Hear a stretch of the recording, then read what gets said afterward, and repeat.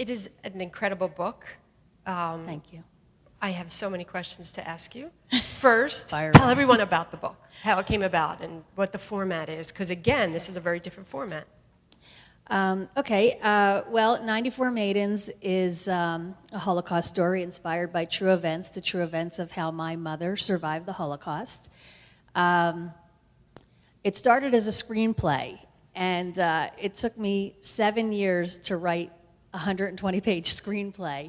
And then I pitched it. I went to Hollywood 3 years in a row, pitching it around to studio execs. They loved the story, but this was 2008, 2009, 2010, right when the economy tanked. And they all told me they didn't have the money to make a big budget period piece, because it would be akin to a Schindler's List. But I was pretty successful in LA. My screenplay won a couple of very prestigious screenwriting competitions, and Hollywood's advice was go home and write the book. So I did. So a couple more years, and I turned a 120-page screenplay into a 304-page novel. Yeah, that was a lot of work. But it was cathartic in a way because I don't know if you've ever read a screenplay, but it's really the bare bones, because you have to let the actors act and you have to let the director direct, The writer's not supposed to put any of that stuff in there. But when I wrote the book, I was able to, everything that I pulled out for the screenplay, all the, the motivation and the feelings and the thoughts behind everything, I was able to put it all back in. So that felt good. Yeah, sorry. So the story is about your traveling to Germany to do a lot of research about your family's past. You'd made that trip before the screenplay? No, 7 years. I'm sorry. Yeah, during that time, I took my husband and my son, and I had many pieces of the puzzle, but I didn't have all of them. My mother and my grandmother had done testimonials for Steven Spielberg's Shoah Foundation. So I had a lot of the story from my grandmother. My mother was very young when she was liberated from Bergen-Belsen. So she just has spotty childhood memories. There were pieces of the puzzle that I needed to fill in. So I took my husband and my son and we went to Germany and we gained access to this place that's shrouded in mystery called the ITS, the International Tracing Service. It's run, and the gatekeepers are the Germans. It's like deep in the heart of Germany, and even our German tour guide could not find this place. But we finally got there, and I had emailed them and asked them if they had any information on my family, and I got a response that I needed a signature, they needed a signature, whatever. So, and that took 6 months to get that response. So I sent a signature, and 6 months later, still hadn't heard anything, and I wanted to just go there and knock on the door and say, hi, it's me, Rhonda. Can I come in, see what you got on my family?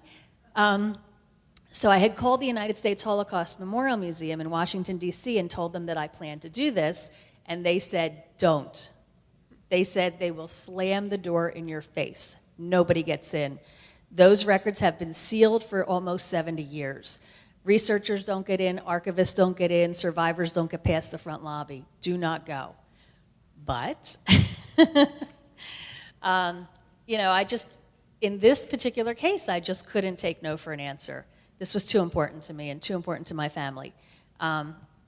We needed, if you read the book, or if you will read the book, and I hope you will, we needed to help my mother heal from scars left by the Holocaust.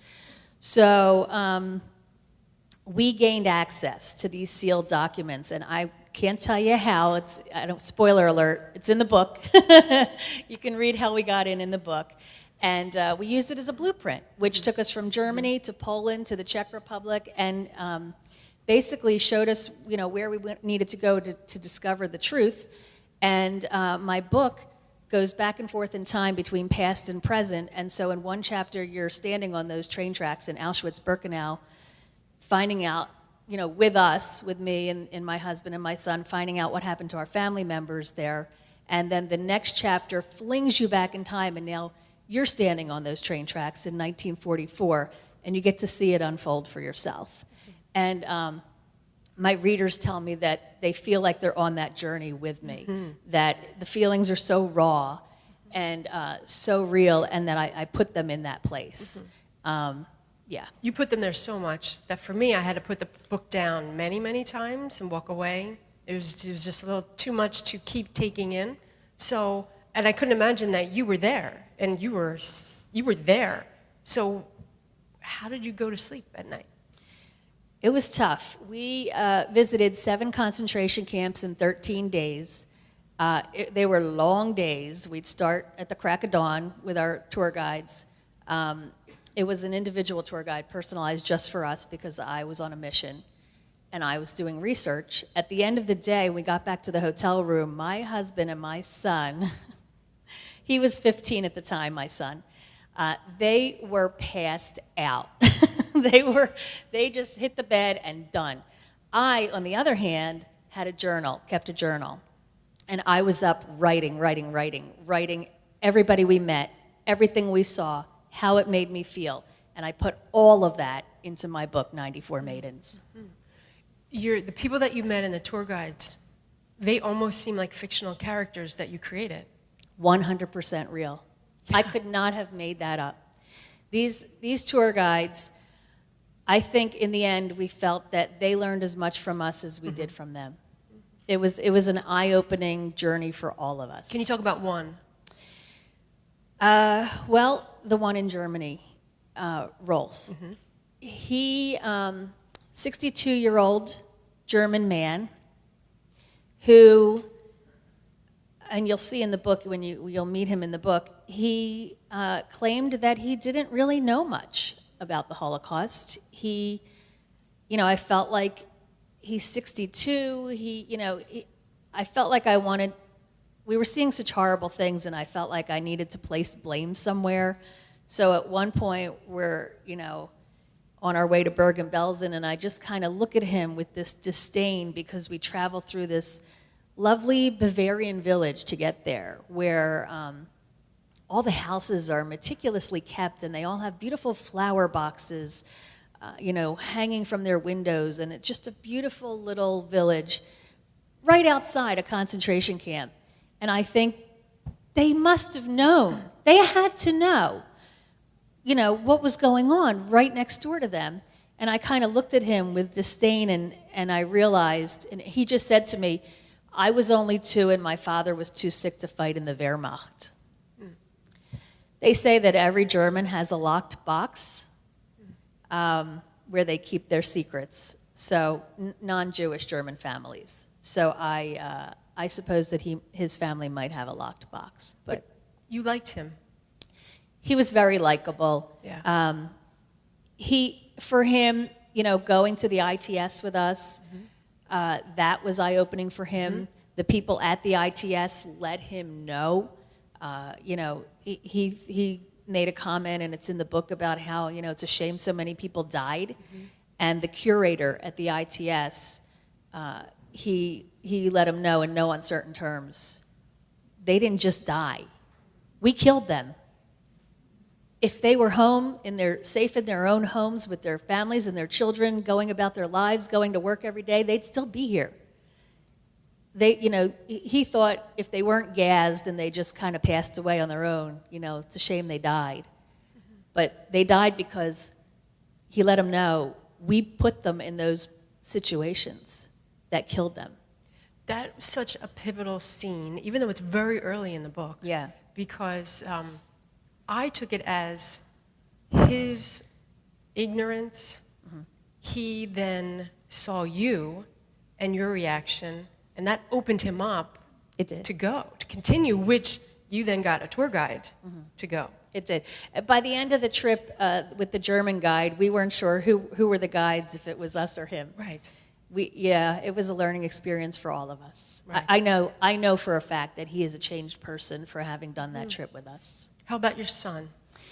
He's a changed person too. You could not do that trip and not come out with your life altered in some way.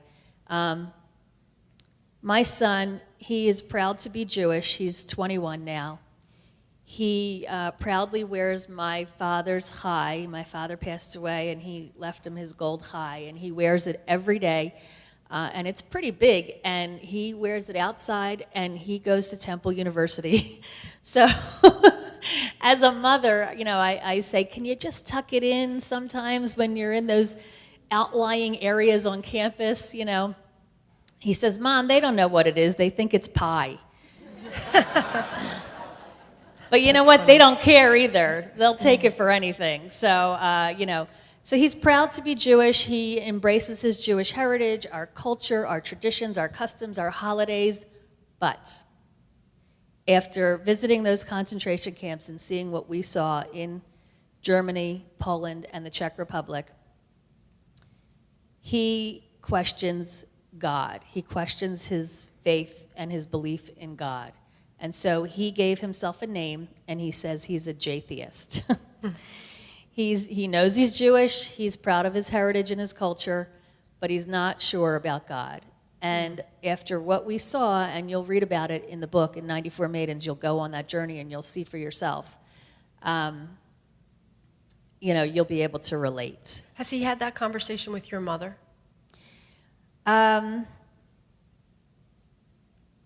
don't think, has he? My husband Mike is here. I don't think they had that conversation. That would be an interesting conversation. Yeah. To see what she has, because you would expect that from her. Yeah. She believes in God. Yeah. She does. Even after everything she went through.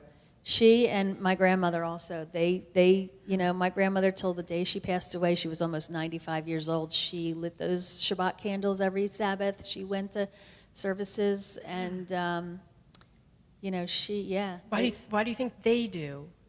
And he, who didn't go through all that, doesn't? Yeah.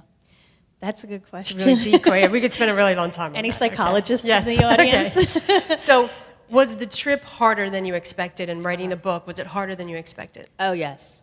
There is literally blood, sweat, and tears on every single page. Mm-hmm. It was very difficult. Every time I wrote, every time I rewrote, every time I read it over, I cried every time. I'm going to get off a Klempt just thinking about it now, because it's so personal to me. Yeah. And I know it changed you, and it brought you to the work that you're doing today with your viral video. So tell us about that. Okay. I don't know if anybody, I think the video was running earlier, if anybody has good. seen it. It really did go viral. It's got, we're coming up on 260,000 hits on YouTube. If anybody hasn't seen it, you can check it out on YouTube. Just type in 94 Maidens in the search and the mandate video. It'll come up. You'll see it's called the mandate video. What happened was, as an outgrowth of my book, I partnered with the Holocaust Awareness Museum and Education Center of Philadelphia. And we bring survivors to different schools, churches, and other programs. They've even been to prisons and juvenile detention centers, and they have survivors speak. Last school year, they went to 260 programs and reached 35,000 kids. And these are survivors in their 80s and 90s. God bless them. I don't even know where they get the energy. They get up, they go, they travel as far as they have to, wherever they're invited. And guess how much they charge for this service? You got it. Not a penny. So I partnered with them. They had me launch my book at their annual fundraiser, and they were involved with a couple of state legislators, Representative Brendan Boyle, who represents part of Northeast Philly and Montgomery County, and State Senator Anthony Williams. And these two gentlemen had proposed legislation. The idea had been rolling around in Pennsylvania. New Jersey, by the way, kudos, you guys are mandated for Holocaust education. Mazel tov. And Pennsylvania is 20 years behind you. You guys mandated in 1994. We're almost 20 years behind you in Pennsylvania. So a couple of years ago, they introduced this piece of legislation which would mandate Holocaust and genocide education in public schools in Pennsylvania, grades 6 through 12, for public and charter schools. So, and by the way, the mandate would only require 1 hour of Holocaust studies per year. I know, right? It's not enough, but it's an hour more than we have now, so I'll take it. You know what I'm saying? Anyway, so the legislators proposed this bill, and it's just kind of sitting around not going anywhere. And I met them at an event, and I said, hey, I am on your team. First of all, I was shocked. I said, what do you mean it's not mandated in Pennsylvania like that? What? You know, it wasn't. My kids knew about it. They learned about it at Hebrew school. I didn't realize they weren't learning about it in public school. So I said, whatever I need to do, I've been in broadcasting for 100 years. I will, I'm not really that old, Michael. Actually, I've been teaching Hebrew school. I'm a longtime Jewish educator, and I've been teaching Hebrew school since high school. And one of my former students actually you work here at the JCC, Michael Cherkis, right? Yeah. He's all grown up now. Look at him. With kids of his own that go to Hebrew school. So that's why I said 100 years. I feel kind of old now, Michael, but that's okay. Anyway, so I said, whatever I can do, whatever media contacts I have, you know, let's get this legislation passed. Well, I didn't realize, you know, I thought it would be easy because who's going to vote against Holocaust education? Yeah. Who would do that, right? Are you kidding me? So I thought, oh, this is going to be a slam dunk. Not even. This has been the biggest struggle. So what happened was it came up for a vote in June and it lost in the House of Representatives by a 99 to 99 vote. So I figured, okay, I'm gonna make this happen. He's gonna reintroduce this bill in the fall, and I'm gonna make sure that these representatives, these senators vote yes on this bill. So I believe that people are visual learners. And I thought, instead of me calling all these guys and saying, hi, it's Rhonda. I know you don't know me from Adam, but I'd really like you to vote yes on this bill. I'm going to show them. And the idea for the video came about because this summer we went down the shore to Cape May, New Jersey, and I saw this bracelet and I bought it. And I'm wearing it today. And it's got a quote on it.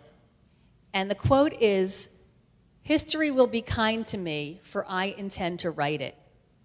Anybody think they might know who said that? Anybody? Take a guess. History will be kind to me, for I intend to write it. No, not Hitler, no. I heard it. Churchill? Winston Churchill, yes. Whoever said that. I have a bottle of water for you. That's your prize.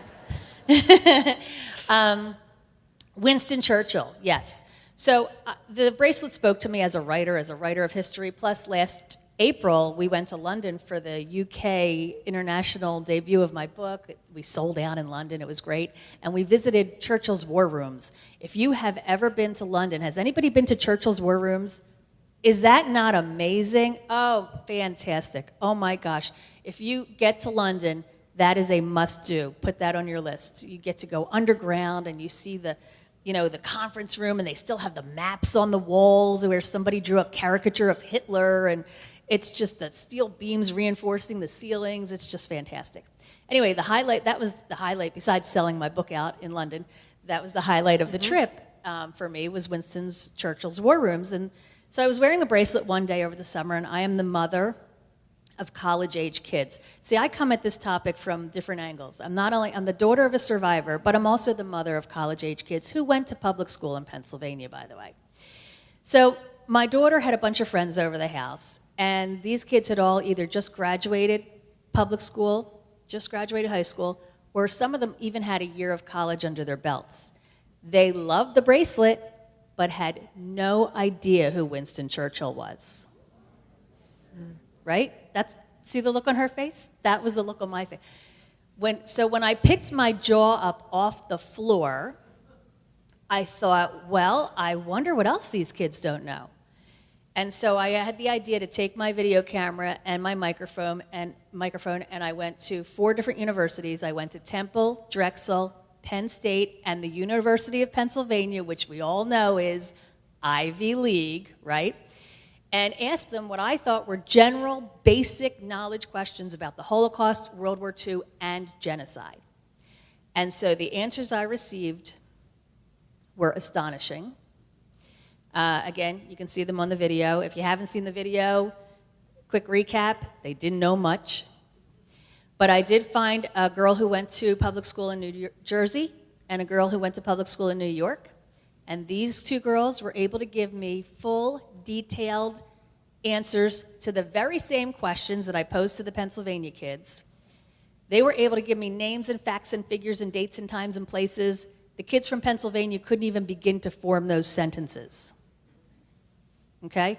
Because Pennsylvania is 20 years behind New York and New Jersey. New York also mandated Holocaust and genocide education in 1994. So, Does New York and New Jersey have more than an hour? What did you say, an hour? it's an hour. You know what? I'm not sure. I don't know what Okay. the thing is. Even though the bill says an hour, you know, these kids want to learn about the Holocaust, and even those kids on that video, they felt bad. They were embarrassed that they didn't know more, that they couldn't answer my questions better. As an educator, I wanted to take them and tell them the answers. And as a mother, after that, I wanted to hug them because it's not their fault. Right. We failed them, and that really makes me sad. You know? So have legislators watched the video? Have you gotten a feedback? Everybody on the planet has seemed to have watched the video except the legislators.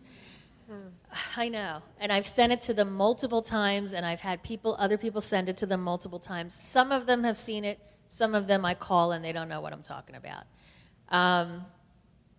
In fact, the Paul Clymer, who is the chair of the Ed Committee in the House of Representatives for Pennsylvania, his secretary told me he doesn't have a computer. He's the chair of the Education Committee, and he doesn't have a computer. I said, well, you need to sit him down at your computer, lady, and show it to him. They are aware of it. They have paused. They were supposed to vote. Okay, so where the bill stands right now, Representative Boyle and Williams had, oh, by the way, with that hour, if you give them an hour, they'll ask for more. They want to know more. Yeah. I believe an hour will turn into more than an hour. And by the way, some of the objections they had to the bill, the vote was split down party lines. It's a matter of record. I'm not divulging anything secret. For some reason, the Republicans did not, they voted against the bill. Now, I don't know why, because for me, this crosses all racial, religious, and party lines. This is a human issue. I didn't ask those kids what party affiliation they were or what party affiliation their parents were. Doesn't matter, right? This is a human issue. So and some of the objections were it might cost too much money. Well, we blew that out of the water because you can get free resources from the museum here in the JCC here. There's a Holocaust museum, the Goodwin, right? They could supply materials, the one in Philly, the one in DC. There's a Central Holocaust Resource Center in Florida. So resources are free or cost very little. So that was baloney. Then they said, well, we don't want to put any more mandates on the schools. They're already overburdened with mandates, blah, blah, blah. Yeah, you know what's mandated in Pennsylvania? Arbor Day. You must teach Arbor Day. Holocaust, not so much. So the way it stands right now, and if you bring a survivor to come speak to your kids, you just satisfied your requirement. Right. There's your hour, right? Mazel tov, done. Cross it off your list. Teacher didn't have to make a lesson plan. You're good to go, right?